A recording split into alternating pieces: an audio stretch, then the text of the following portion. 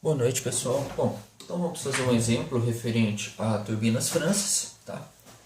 Vamos utilizar aqui o exemplo 9.3 do livro Fluid Dynamics and Thermodynamics of Turbomachinery, Dixon et al. 2014, onde ele traz uma turbina Francis de eixo vertical, possui uma carga líquida disponível de 150 metros. A distância entre a distância entre o rotor e o leito inferior é de 2 metros. A velocidade do rotor na entrada é de 35 metros por segundo e a velocidade do escoamento através do rotor é constante igual a 10,5 metros por segundo. O escoamento deixa o rotor sem componente tangencial. A velocidade do escoamento na saída do tubo de sucção é de 3,5 metros por segundo. E aqui ele fornece as perdas hidráulicas em cada parte da turbina, tá? Então, as perdas hidráulicas no estator, por estator aqui a gente vai compreender voluta, pás fixas, se for o caso, se existirem, né, e pás guias, como sendo de 6 metros de altura de coluna d'água.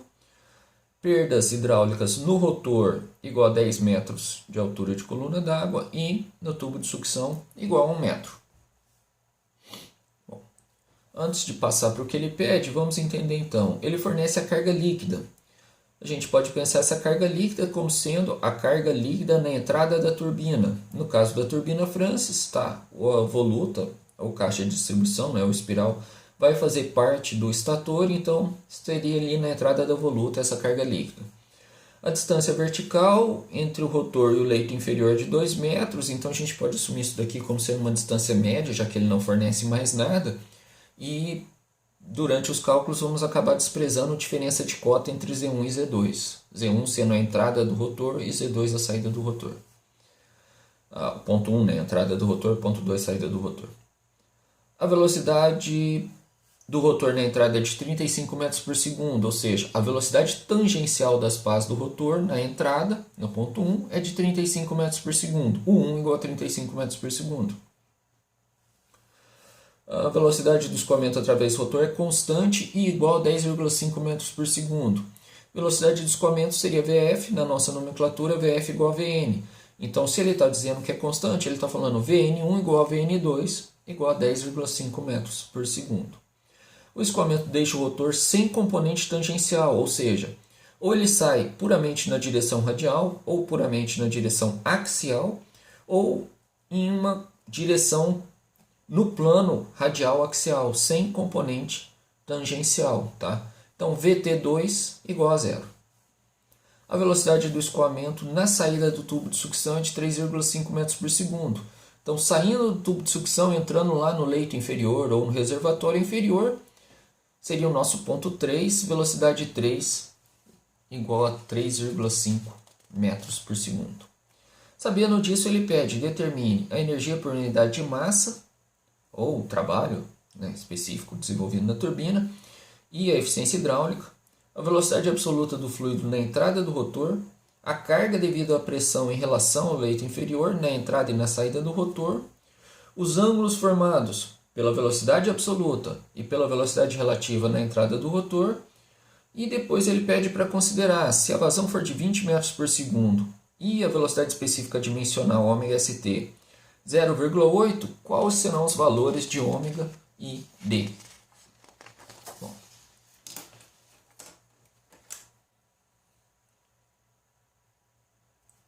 vamos começar. A gente pode começar fazendo um esqueminha, tá?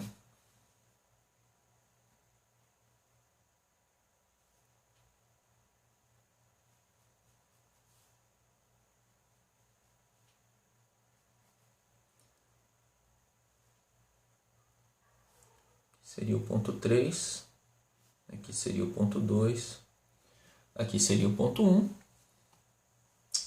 desculpa, nosso ponto 1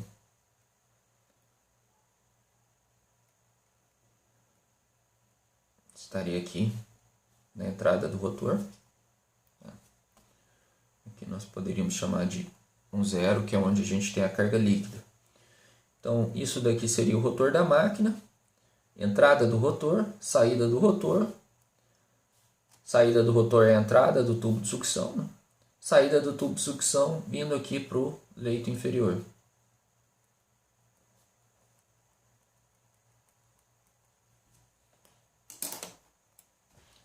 Vamos repetir todos os dados aqui para ficar mais fácil. Então, ele nos forneceu H líquido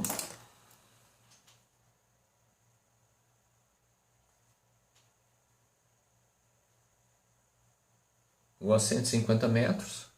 Ele nos forneceu Vn1 igual a Vn2 igual a Vf 10,5 metros por segundo. Z2, e aí a gente está assumindo igual a Z1, ou seja, estamos desprezando essa diferença de cota aqui como sendo igual a 2 metros, e aí a gente está colocando o nível de referência aqui, como também não temos informação desse Z3, vamos assumir que é desprezível também essa variação. Ele nos fornece o 1 igual a 35 metros por segundo. E as perdas, ΔH no estator como sendo de 6 metros, ΔH no rotor igual a 10 metros e ΔH no tubo de sucção igual a 1 metro. E para a solução, a gente pode adotar aqui G igual a 9,81 metros por segundo ao quadrado. Então, vamos lá. Item A, energia por unidade de massa e eficiência hidráulica. Bom, energia por unidade de massa vai ser energia efetivamente transferida no rotor, tá? Seria equivalente ao trabalho desenvolvido na turbina. E nós podemos pensar, ele forneceu tudo em termos de carga, então nós sabemos que podemos converter isso como sendo E sobre G igual a H. Ou seja, a energia por unidade de massa nada mais vai ser do que a carga multiplicada pela aceleração da gravidade. A energia efetivamente transferida para o rotor vai ser igual à energia disponível na entrada da turbina menos o somatório de toda a energia que se perdeu, que não foi efetivamente transferida para o rotor.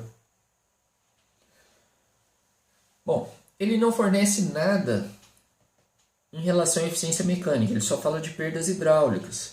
Então nós vamos ter que fazer uma hipótese aqui de que a eficiência mecânica é igual a 100%.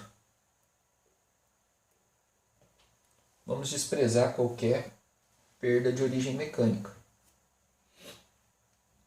Dentro dessas perdas, nós vamos contabilizar todas as perdas hidráulicas que ele colocou aqui e temos que contabilizar uma última perda também, que seria referente à energia cinética do fluido quando ela deixa o tubo de sucção.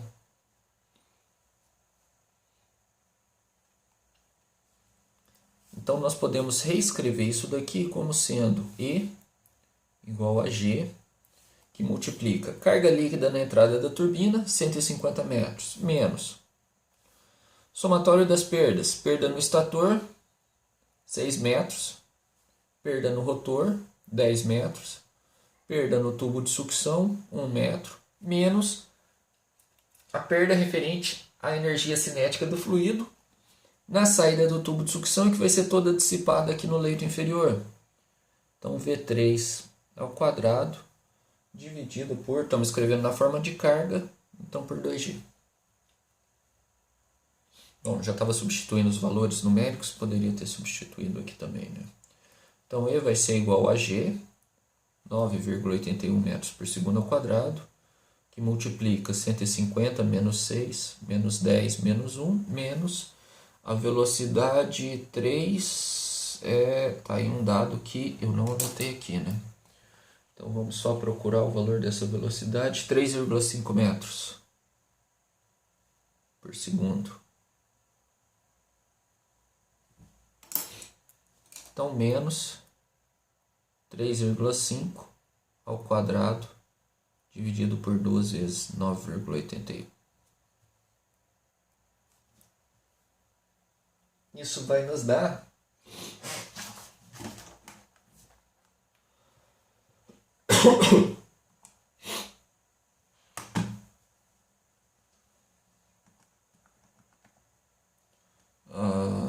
150 menos 17.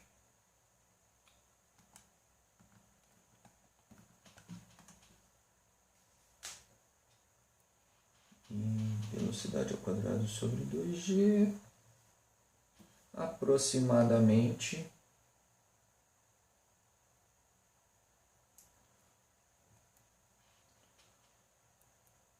1.298,6 e a unidade metro quadrado por segundo quadrado.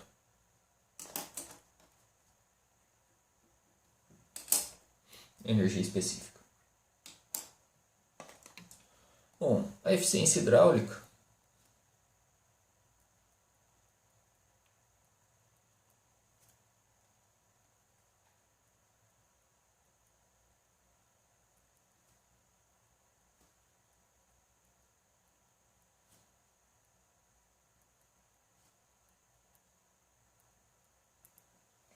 pode ser escrita simplesmente como eficiência hidráulica é igual a energia específica sobre G vezes o H líquido, ou seja, a energia específica é aquela energia que efetivamente foi transferida para o rotor. Então, é a energia útil que nós temos. E o GH líquido é toda a energia que nós temos disponível. Tá? Essa razão vai nos dar eficiência hidráulica.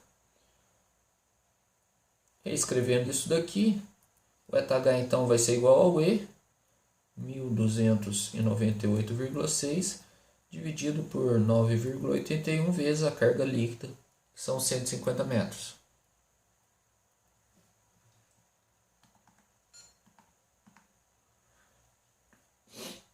Isso vai nos dar aproximadamente 0,882.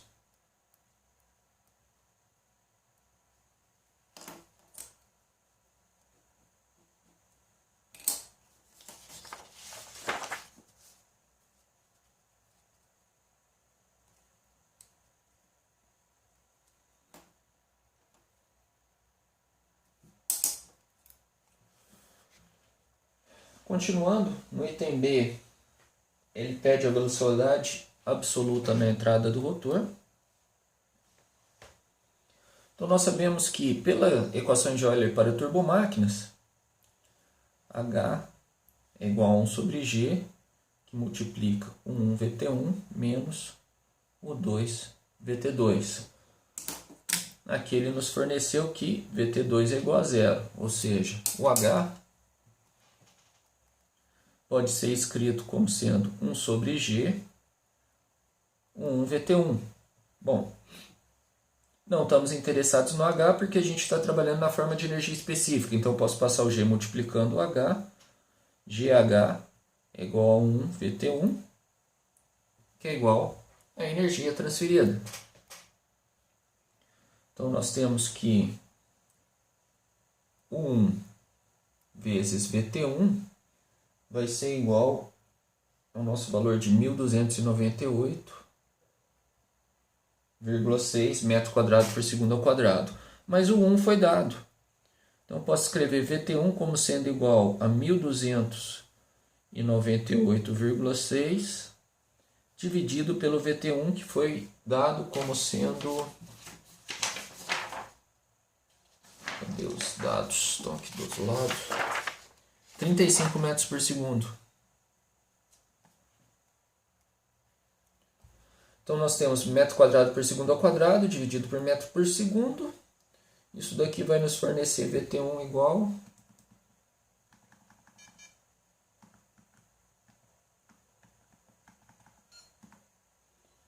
a aproximadamente 37,1 metros por segundo. Bom, se eu conheço o 1, eu conheço o VT1 e se eu conheço o VN1, que também foi dado,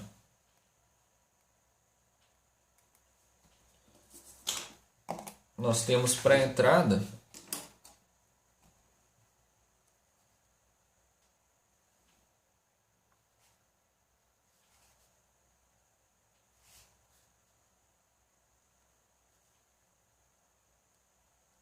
VT1 igual a 37,1 metros por segundo.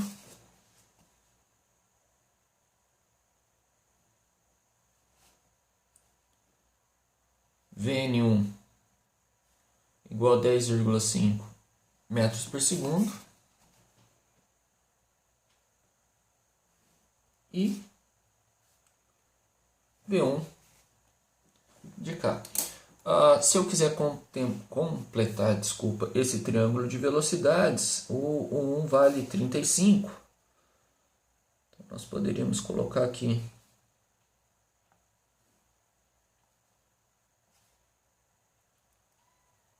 o 1 igual a 35 metros por segundo. E isso permite que a gente posicione aqui a velocidade relativa. Opa, a régua escorregou. Então aqui, eita, um pouquinho fora. Seria o nosso W1. Ou seja, nós sabemos que V1 nada mais vai ser do que a raiz quadrada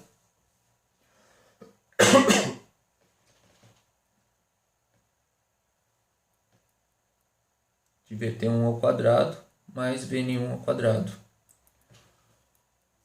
V1 é igual a VT1, 37,1 ao quadrado, mais VN1, 10,5 ao quadrado.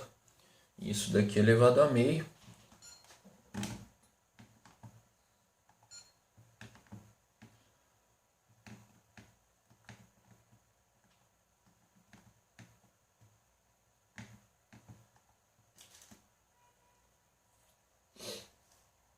Vai nos dar aproximadamente 38,56 metros por segundo. Aqui.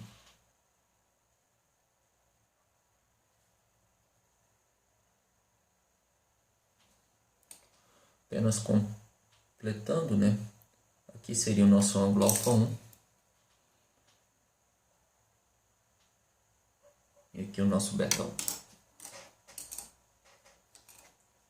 Bom. Item C.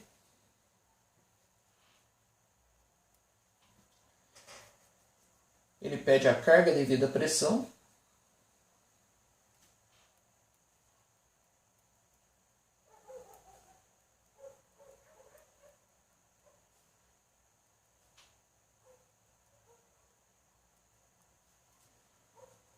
E aí basta a gente lembrar que a carga devido à pressão não é nada mais do que a carga total menos a carga devido à energia cinética.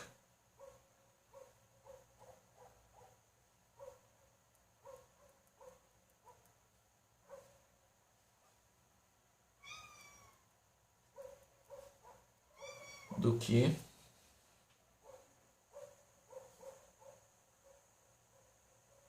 a carga total menos a carga devido à energia cinética.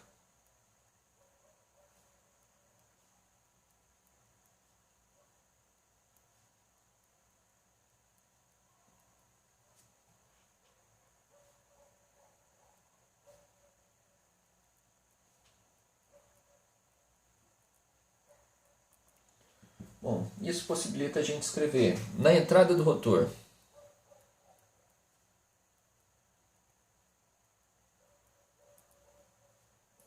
nós vamos ter que H1 é igual a carga total, o H líquido, menos a perda de carga até a entrada do rotor, que é a perda de carga ao longo do estator.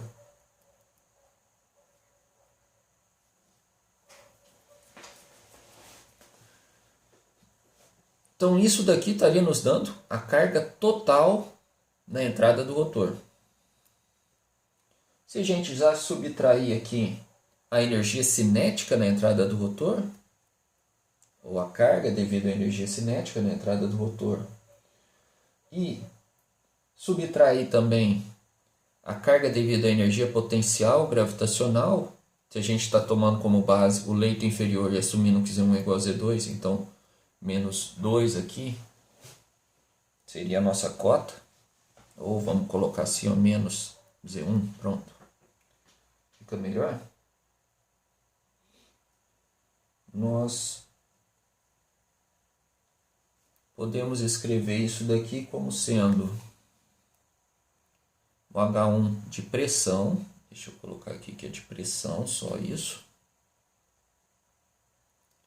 vai ser igual a carga líquida, 150, menos as perdas no estator, que eram de 6, menos V1, 38,56 ao quadrado sobre 2 vezes 9,81, menos o D2, que se eu não estiver enganado são 2 metros. V3, a cota eu não posicionei, que Z1 igual a Z2 igual a 2 metros. Menos 2. Então isso vai nos dar um H1 de pressão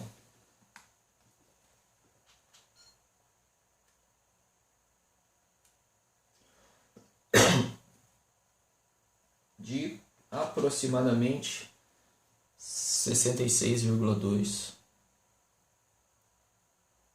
metros. Isso na forma de carga.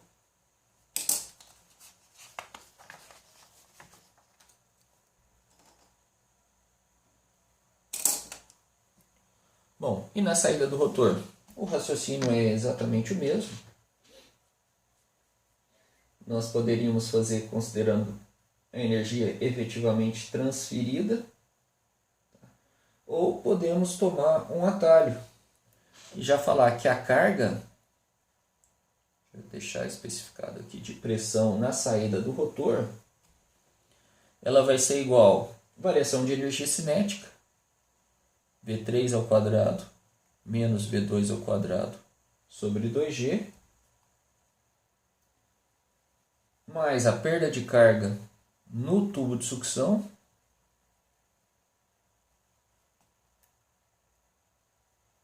menos a energia potencial,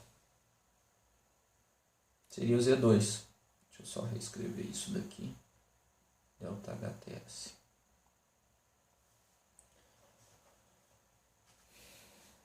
Então, isso seria o quê? Variação entre a energia disponível na saída do tubo de sucção e a energia disponível na saída do rotor.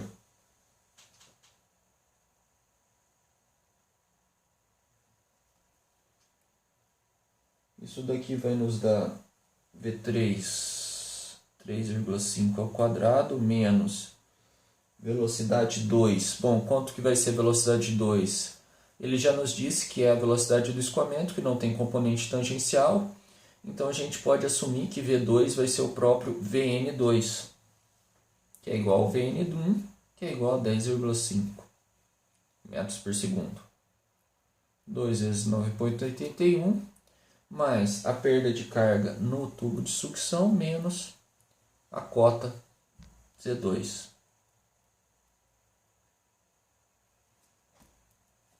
Isso daqui vai nos dar uma carga de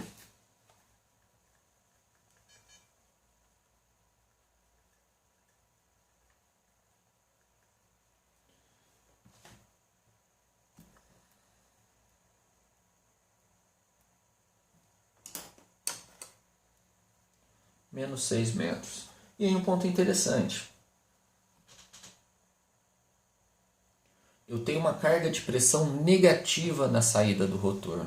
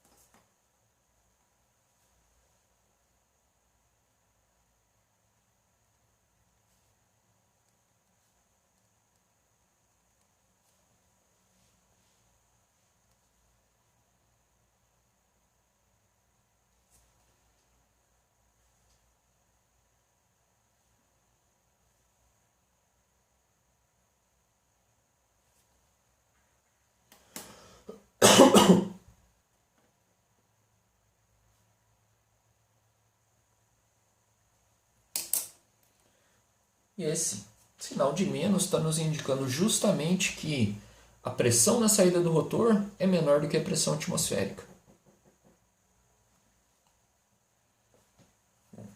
Item D. No item D, ele pede os ângulos. Tá? Então a gente pode...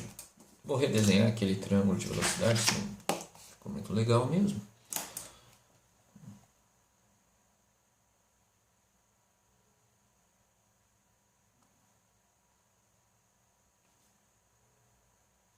VT1.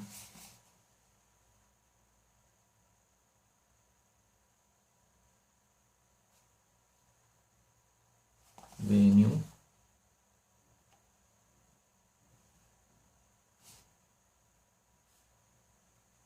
V1.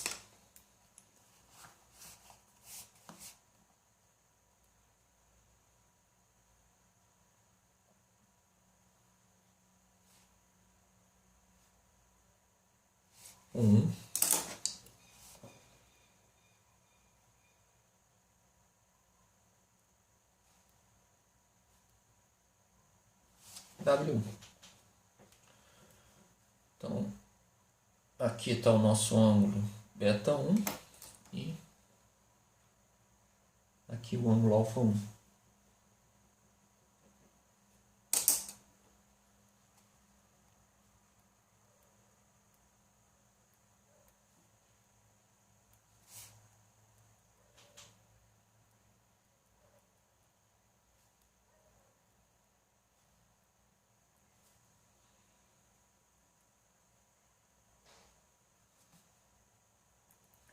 Então aqui está o diagrama de velocidades de entrada.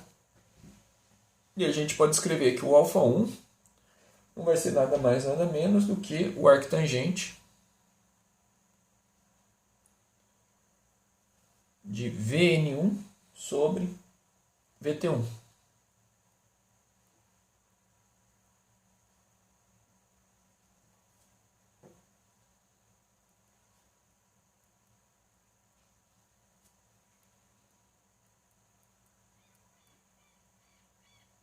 Vt1 era 37,1.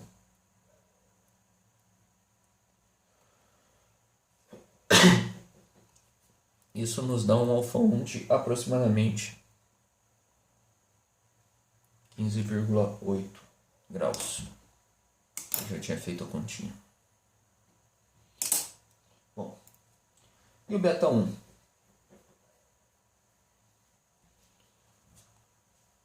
Nós podemos pensar o ângulo beta1, ainda não conhecemos W1. Para evitar o cálculo de W1, nós podemos considerar esse triângulo aqui e fazer que o beta1 vai ser igual a menos o arctangente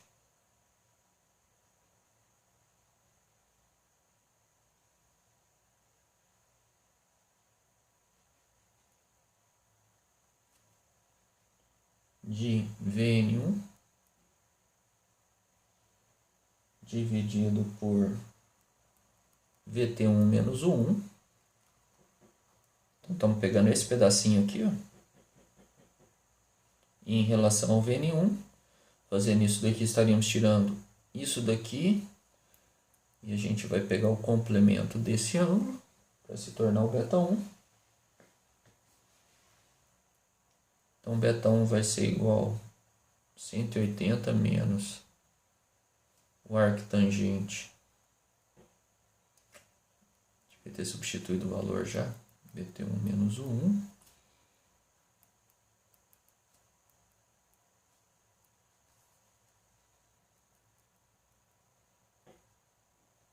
O arctangente de VN1, 10,5, dividido por 37,1 menos 35.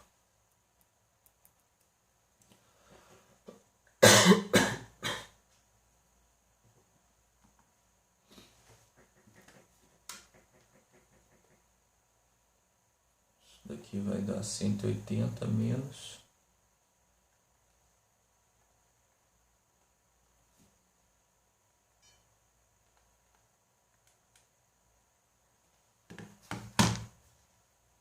78,69. β1 aproximadamente igual a 101,37 graus.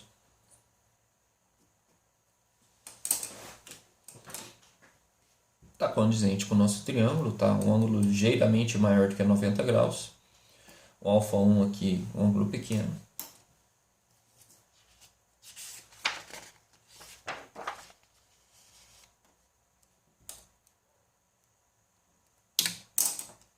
Agora, por último, o item E.